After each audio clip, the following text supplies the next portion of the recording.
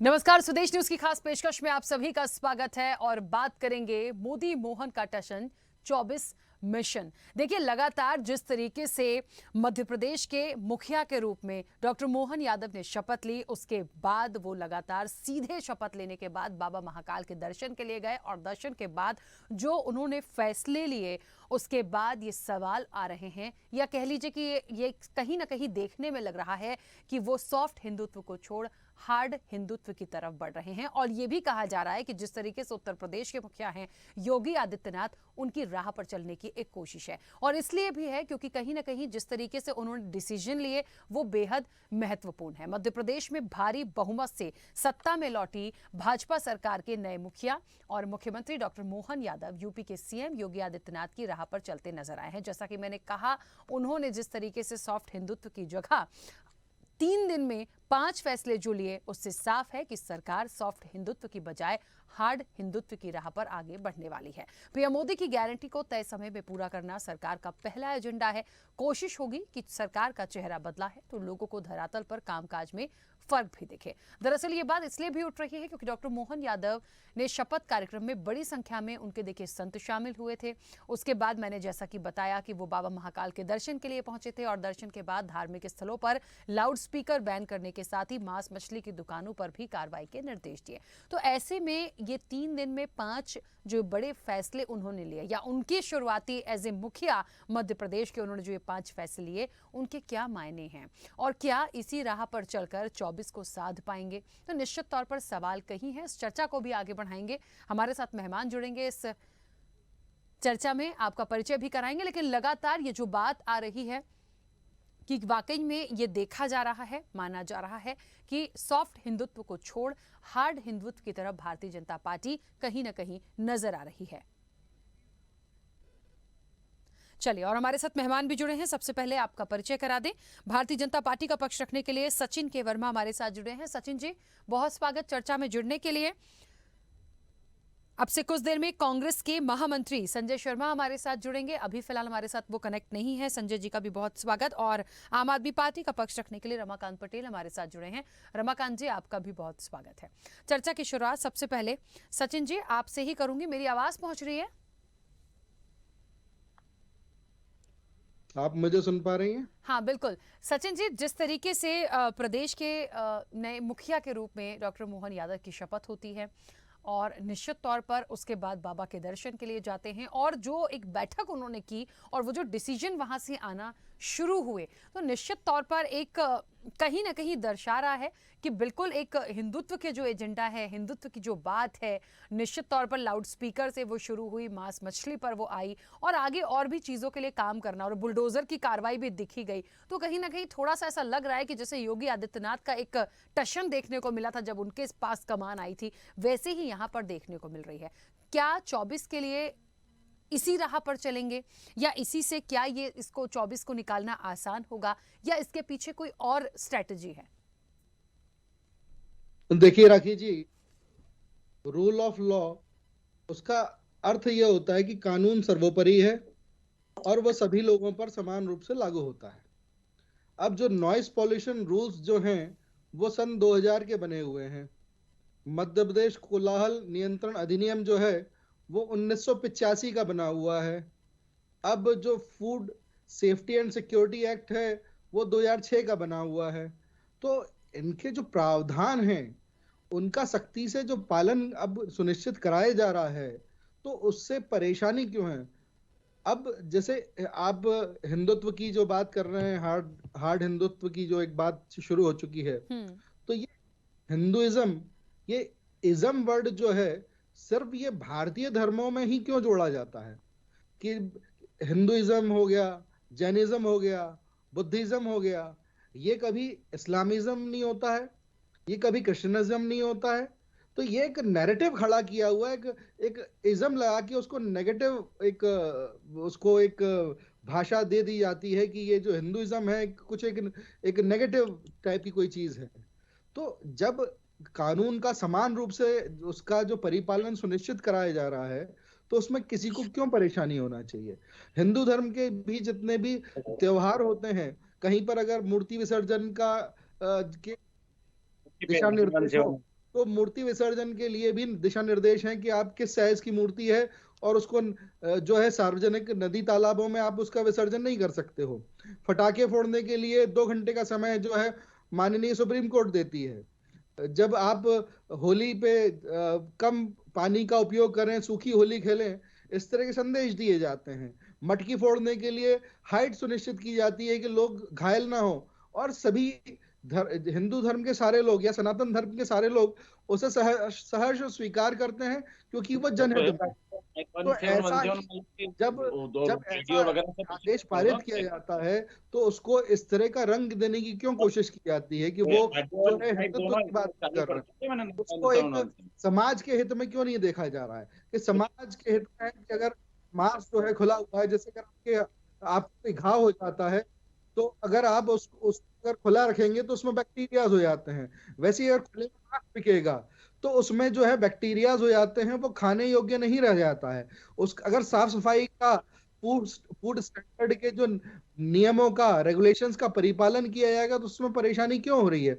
उसको क्यों हिंदुत्व का रंग दिया जा रहा है? तो इस तरह से जो है एक नैरेटिव फिर से खड़ा करने की कोशिश की जा रही कि जो हम कानून का परिपालन सुनिश्चित कर रहे हैं उसको एक अलग रंग दिया जा रहा है। ठीक है। तो ये जो है ये चिंतनीय है, ये भारतीय राजनीति और जो है राष्ट्रवाद के लिए खतरनाक है। चलिए ठीक है, वापस आऊंगे आपके पास। संजय जी, आवाज पहुंच रही है? जी मैडम।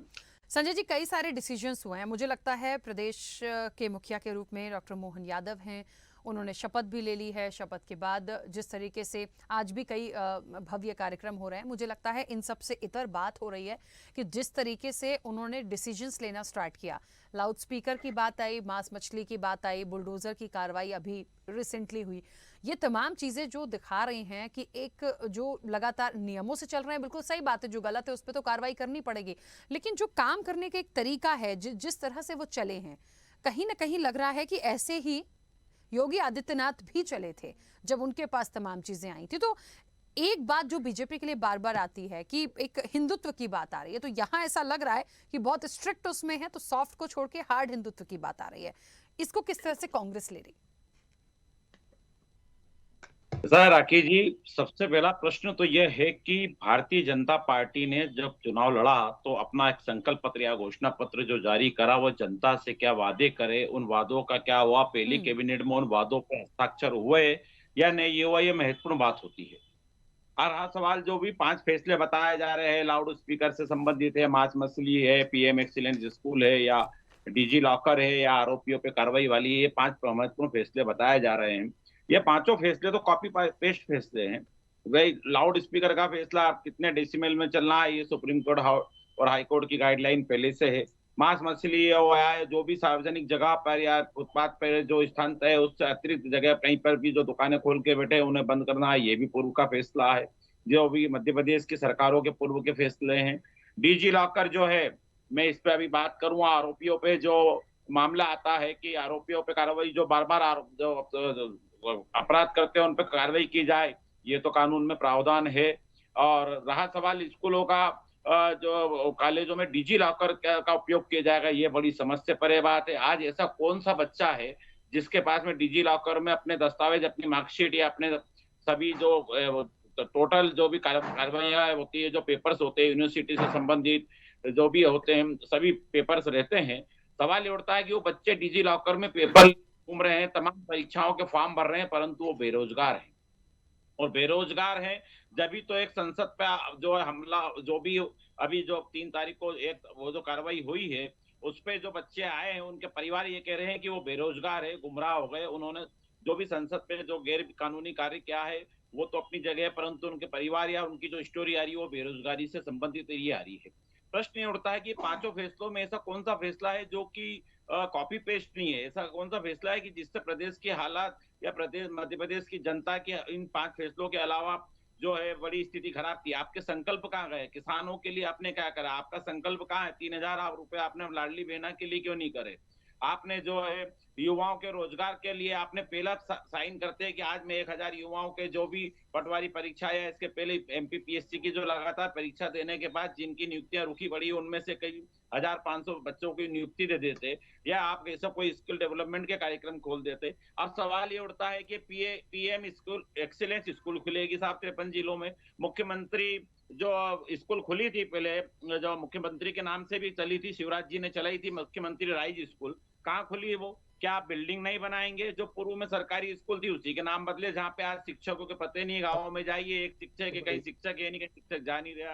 अस्पतालों में जो है डॉक्टर मिल नहीं रहे, गांव के लोग परेशान है, अस्पतालों में जा रहे हैं, वहां पे डॉक्टरों के कोई पते नहीं है, उनकी कोई संबंध में आज कितने 4-5 दिन जो भी शपथ के हो चुके हैं, उसके बाद ऐसा कोई फैसला जो जनता से सीधा जुड़ा हो, जो जनता को सीधा लाभ दे रहा हो, और जिस संकल्प और जिस घोषणा पत्र पे भारतीय जनता पार्टी ने ये सत्ता हासिल करी है, और उसके संबंध में एक तरह का भी कहीं पर भी कोई भी एक संकल्प पर भी किसान से संबंधित या युवा से संबंधित या महिलाओं से संबंधित ठीक है। या विद्यार्थियों से संबंधित कोई भी घोषणा मध्य प्रदेश की सरकार ने ना तो करी है और ना ही पहली कैबिनेट में कोई साइन करे हैं मुख्यमंत्री बन के बैठने के बाद। हाँ, पास में आप छत्तीसगढ़ देख लो, छत्तीसगढ़ के आपके कई राष्ट्रीय चैनल चला रहे कि वहां पे उन्होंने पहले 5 संकल्प करा। तेलंगाना जाके देखो, तेलंगाना में कांग्रेस ने अपने 6 वचनों को पूरा करा, महिलाओं को बस यात्रा में मुख्यमंत्री को घूम रहा, आप जाके देखिए वहां पर। तो ये जो 5 राज्यों में चुनाव हुआ है उसमें मध्य प्रदेश में सिर्फ कॉपी पेस्ट चल रहा है। ये एक तरीके से ये चल रहा है कि ये चुनाव लाडली बहना पे जीते हैं कि मोदी गारंटी पे जीते हैं, अभी तो इसी का फैसला भारतीय जनता पार्टी नहीं कर पाई। ठीक है, चलिए रमाकांत पटेल जी, आम आदमी पार्टी से किस तरह से लेती है प्रदेश के नए मुखिया के साथ उनकी शपथ के बाद कई चुनौतियां हैं, 24 की भी तैयारी है, निश्चित तौर पर जो चेहरे चुने गए हैं जिम्मेदारियां तो उनको दी ही गई होंगी। भाजपा को वोट दिया मोहन यादव जी उसके भी मुख्यमंत्री, और जिसने भाजपा को वोट नहीं दिया मोहन यादव जी उसके भी मुख्यमंत्री हैं। और मैं जहां तक समझता हूं अभी जो ये कार्यवाहियां हो रही हैं यूपी के स्टाइल में, ये कार्यवाहियां अगर आप देखेंगे तो मांस बेचने मछली बेचने वालों पे कार्यवाही की जा रही है। किन पे? जो रेहड़ी पटरी लगाते हैं, जो बेचारे मछली इसलिए बेचते हैं कि उनके घर पे 2 वक्त की रोटी का इंतजाम हो सके। रोज कमाने वाले, रोज बेच करके, रोज गड्ढा खोद करके पानी निकालने वाले लोगों को ये लोग भूखा मारने में लगे हुए हैं। तो ऐसे लोगों पे कार्यवाही करके क्या साबित करना चाहती है भारतीय जनता पार्टी, ये भाजपा के प्रवक्ता को बताने की जरूरत है। अगर है हिम्मत तो बड़ी बड़ी ऊंची बिल्डिंग वालों पे कार्यवाही करके दिखलाओ, जिनको आपने ठेके दिए हैं उनको कार्यवाही करके दिखलाओ। जो गरीब अपना परिवार का पेट पालने का काम कर रहा है, 2 वक्त की रोटी का जुगाड़ करने का काम कर रहा है, उस पे कार्यवाही करके भाजपा क्या साबित करना चाहती है, एक बात। दूसरी बात ये कि अगर इनको मांस मछली से इतनी नफरत है, अगर इनके भाजपा के हिंदुत्व में मांस मछली नहीं है, तो भाई सारी बंद करवा दो ना। क्यों लाइसेंस देते हो? लाइसेंस वाली भी बंद कराओ, बगैर लाइसेंस वाली भी बंद कराओ, अगर भाजपा के हिंदुत्व में ये है तो। दूसरा ये कि भाजपा का हिंदुत्व, ये जो कट्टरता वाला हिंदुत्व है, जो भाई से भाई को लड़ाने का काम करता है, आम आदमी पार्टी इससे इत्तेफाक नहीं रखती है। मोहम्मद इकबाल ने कहा था, मजहब नहीं सिखाता आपस में बैर रखना, हिंदी है हम, वतन है हिंदुस्तान हमारा। तो भाजपा का हिंदुत्व नहीं है, ये ढोंग है, ढकोसला है। भाजपा वाले सिर्फ और सिर्फ दिखावा करते हैं, भाई को भाई से लड़ाने का काम करते हैं, और मध्य प्रदेश में अभी तक ये कामयाब नहीं हुए हैं। और मैं विश्वास के साथ कहता हूं, भाजपा की लड़ाने वाली राजनीति मध्य प्रदेश में नहीं चलेगी। अगले लोकसभा के चुनाव में मध्य प्रदेश की जनता इसका जवाब देगी। ठीक है, कई सारे सवाल विपक्ष की तरफ से हैं सचिन जी, मुझे लगता है एक बार उस पर विचार करने की ज़रूरत है। देखिए, किसी भी चीज़ के लिए यदि डिसीजन लिया गया है तो उसके पीछे कुछ सोचा समझा ही गया होगा। आपने भी अपनी बात अपने तरीके से रखी, आम आदमी पार्टी अपने तरीके से बता रही है, लेकिन मुझे लगता है एक बात जो संजय जी ने अभी कही है, उनको इन डिसीजन से अच्छा बुरा जैसा भी होगा आप सोच कर रहे होंगे, यदि कहीं कोई आपत्ति आती है, कोई परेशान होता है तो वो विपक्ष के तौर पर आवाज उठाएंगे। लेकिन मुख्य फोकस जो मुझे कांग्रेस का समझ में आया संजय जी की बात से, वो ये था कि दूसरे स्टेट्स में भी देखिए, जो आपने बोला था, जो आपके संकल्प पत्र थे, शपथ लेते से या सरकार बनते से ही कम से कम उसमें से 2, 3, 4, 5 कुछ तो चीजें पूरी की होती, ये जरूरी था। राखी जी, आपका प्रश्न मुझसे है। हाँ बिल्कुल आपसे। राखी जी, ऐसा है कि राजस्थान और छत्तीसगढ़ में हमारी सरकार नहीं थी। वहां सरकार का परिवर्तन हुआ है, वहां सत्ता जो है भाजपा को प्राप्त हुई है। हम्म। और मध्य प्रदेश में जो है भाजपा पहले से सत्ता में थी, और हमने अपने आप को रिटेन किया है मध्य प्रदेश में। तो जहां हमारी सरकार नहीं थी, वहां जो हमने संकल्प पत्र में जो हमने बोला था कि हम जब सरकार में आएंगे तो हम तुरंत इसको लागू करेंगे, तो वो तुरंत जो है संकल्प पत्र की जो कुछ बातें थी या जो महत्वपूर्ण निर्णय थे, वो हमने लागू कर दिए। यहाँ जब भाजपा की सरकार पहले से ही थी, तो बहुत सारी जो स्कीम्स थी और बहुत सारे जो हमने वादे किए हुए थे वो ऑलरेडी लागू हैं और रोल आउट कर चुके हैं, और जिसका लाभ जो है लाभार्थियों को प्राप्त हो रहा है। तो इस तरह से जो है मध्य प्रदेश में जो निर्णय लिए गए हैं वो इन सब बातों को लेकर किए गए हैं। अब मेरे साथी प्रवक्ता जो है बोरवेल्स जो है उनको बंद करने के आदेश हैं, उसकी कहीं कोई बात नहीं कर रहे हैं।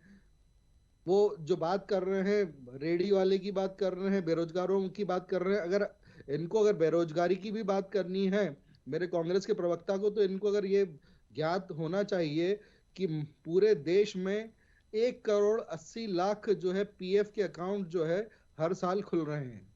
तो पीएफ के अकाउंट तब खुलते हैं जब किसी व्यक्ति को जो है उसका जो एम्प्लॉयर जो है वो पीएफ अकाउंट खोलता है और उसको जो है नौकरी प्राप्त होती है, उसको कहीं से उसकी अर्निंग स्टार्ट होती है, और जो लेबर लॉस के जो प्रोविजंस हैं उसका परिपालन करने के लिए पीएफ अकाउंट जो है खोला जाना आवश्यक होता है। तो 1,80,00,000 लोगों को जो है रोजगार प्राप्त हो रहा है पीएफ अकाउंट का, सिर्फ जहां तक सवाल है पीएफ अकाउंट के हिसाब से। और जो है एम्प्लॉयमेंट जो है अलग तरीके से प्रत्यक्ष अप्रत्यक्ष रूप से सरकार भी जो है अलग तरह से बेरोजगारी की जो समस्या है उसको हल करने का प्रयास कर रही है और रोजगार ठीक है मिल रहा है। सचिन जी, इन सब के साथ साथ एक बड़ा महत्वपूर्ण है, देखिए ये सभी जगह बिल्कुल क्लियर था कि इस इलेक्शन के बाद 24 की तैयारी है, और 24 के लिए मुझे लगता है जिन चेहरों को सामने रखा गया है उनके लिए भी एक बड़ी चुनौती है। देखिए 5 साल तो सरकार चलाना ही एक चुनौती हो सकती है। यहाँ तो पहले से भारतीय जनता पार्टी की सरकार थी, इसलिए ठीक है सब चलेगा, लेकिन एक नए चेहरे के साथ, एक मुझे लगता है नए मुखिया के साथ उन तमाम चीज़ों को चलाना और उसके बाद 24 को भी निकालना, मुझे लगता है ये छोटी सी बात नहीं होगी। तो 24 को लेके क्या इसी तरह के मुद्दे हैं या इन्हीं बातों को लेके चलेंगे? भारतीय जनता पार्टी ने 24 के लिए क्या रणनीति सोची? देखिए 24 के लिए जिस दिन रिजल्ट आ रहे थे उसी दिन हमारे माननीय प्रदेश अध्यक्ष वीडी शर्मा जी ने ये वक्तव्य दिया था कि हम जो हारे हुए बूथ हैं, जहां पर हम जो बूथ हारे हैं या जहां से हमें कम मत प्राप्त हुए हैं, हम उसको मोदी का बूथ बोलकर एक अभियान छेड़ेंगे, और जो बूथ हम हारे हैं उन सारे बूथों को हम 2024 के इलेक्शन में जो है फिर से जीतेंगे। तो इस बार जो हमने अपना टारगेट लिया है वो 52% वोटों का लिया है कि हम 52% जो वोट है उसका टारगेट जो है उसको अचीव करेंगे, और जो 29 की 29 सीटें हैं मध्य प्रदेश में उसको विजय कर की जो माला है वो मोदी जी को हम प्रेषित करेंगे। ठीक है संजय जी, कांग्रेस के लिए क्या तैयारी होगी 24 के लिए? इस चर्चा में मैं इस बात को इसलिए लेके चल रही हूँ क्योंकि मुझे लगता है थोड़ा सा समय है, चीजें लगातार बढ़ रही हैं और फोकस जिस पे है इस वक्त, जो भी कार्रवाई होंगी, जो भी मुद्दे होंगे, जिस पे भी बात होंगे, हर इलेक्शन के पहले बड़ा उस पर फोकस्ड होता है, इसलिए कांग्रेस के लिए भी मुझे लगता है एक बड़ा टास्क है। निश्चित रूप से है। 2024 का चुनाव सामने है, देश के भविष्य का सवाल है। देश के में किसानों की जो हालात है, ये सभी युवाओं की जो हालात है, महिला के हालात, बेरोजगारी है, जो आर्थिक स्थिति जो मध्य प्रदेश के अंदर किसानों की कमर टूट रही है, और अर्थव्यवस्था जो है पूरी हिंदुस्तान की जो चलती है कृषि से चलती है। जो आंकड़े है वो अपनी जगह है, गाँव के अंदर 80% जो जनता है वो आज किस स्थिति में ये मालूम है। तो जो फ्री अनाज ये खुद ही बता रहे हैं कि 5 किलो का फ्री अनाज ये 80 करोड़ जनता को बांट रहे हैं। ये प्रमाणित करता है कि मध्य प्रदेश सहित पूरे हिंदुस्तान की ग्रामीण क्षेत्र की हालत क्या है। कांग्रेस अपने निश्चित एजेंडे पे चलती है, कांग्रेस अपनी विचारधारा पे चलती है। कांग्रेस कभी एजेंडे से चुनाव को जीतने के लिए नहीं, जनता की आवाज बनकर जनता के मुद्दों के आधार पर कांग्रेस चुनाव लड़ती है। कांग्रेस जनता के मुद्दों के आधार पर ही 2024 की तैयारी कर रही है। आज मैं आपको एक और बात राखी जी यह ध्यान दिला दूं कि मैंने पिछली बैठक में भी जब आपके चैनल पे ही बैठा था, मैंने कहा था कि जिस समय मोहन यादव जी उज्जैन आए थे और उन्होंने कहा था, उसी दिन मैंने कहा था कि एक दिन पहले दैनिक भास्कर के अंदर पेपर में न्यूज थी कि सभी गौशालाएं खाली पड़ी है, उसमें खर्चे के पैसे नहीं है और बुधनी इटारसी मार्ग के ऊपर 40 गायें ट्रेन से कट के मर गई है और हमारा सड़कों पे घूम रही है, गौशालाएं खाली पड़ी है, उनके खाने के खर्चे की व्यवस्था नहीं। मैं आपको इसी कड़ी में एक और चीज जोड़ देता हूँ कि मऊ क्षेत्र में जो छावनी है और यहाँ पे कैंटोनमेंट बोर्ड है और वहाँ पे अभी जो है वहाँ पे आज एक विज्ञप्ति निकली है, उसके अंदर जो उन्होंने विज्ञप्ति के अंदर जो है झटका बीफ के लिए उन्होंने अपने कंडिका 3 के अंदर झटका बीफ के लिए गौ मांस के लिए दुकान देने के लिए आज विज्ञप्ति निकाली है। आप इससे अनुमान लगा लो कि क्या मध्य प्रदेश में हो रहा है, गाय गौ माता की क्या हालात है। और बीफ के लिए एजेंसी निकली हुई है जो डबल इंजन की सरकार है, कैंटोनमेंट जो है माननीय राजनाथ सिंह जी जो रक्षा मंत्री है, उन्हीं के अंतर्गत उन्हीं के विभाग के अंतर्गत कैंटोनमेंट बोर्ड आता है जो रक्षा मंत्रालय से जुड़ा हुआ है, उनकी आज की विज्ञप्ति है। ये मध्य प्रदेश की मैं आपको हालत बता रहा हूँ जो ये चल रहा है, ये सिर्फ ध्यान बांटने की है, मुद्दे है नहीं। खजाना पूरा मध्य प्रदेश का भी खाली पड़ा है, सब है।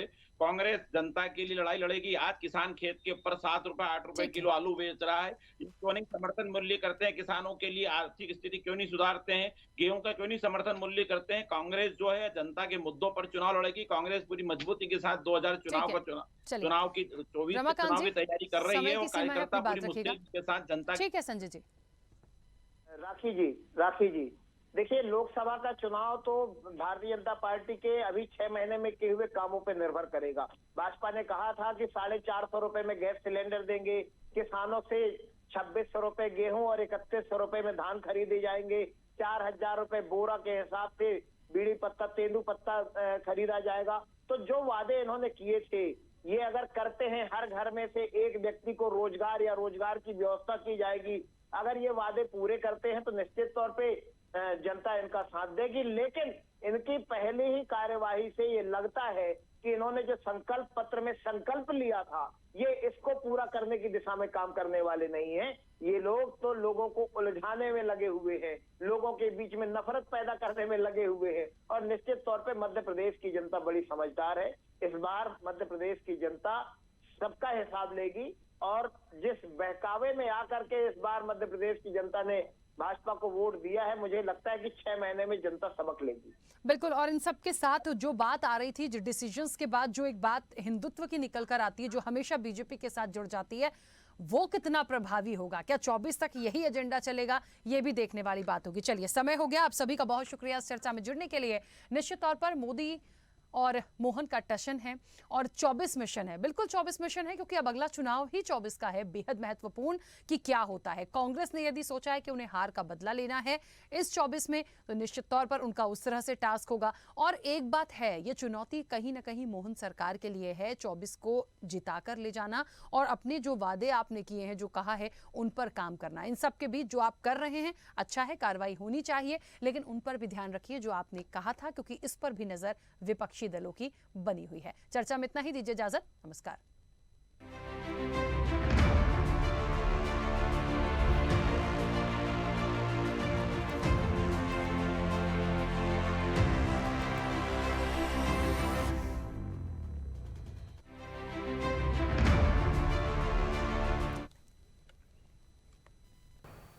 ऐसे ही वीडियोस के लिए लाइक करें, शेयर करें, फॉलो करें। YouTube पर जाकर सब्सक्राइब कर बेल आइकन दबाना ना भूलें और ताजा अपडेट्स के लिए स्वदेशलाइव.com पर जरूर जाएं।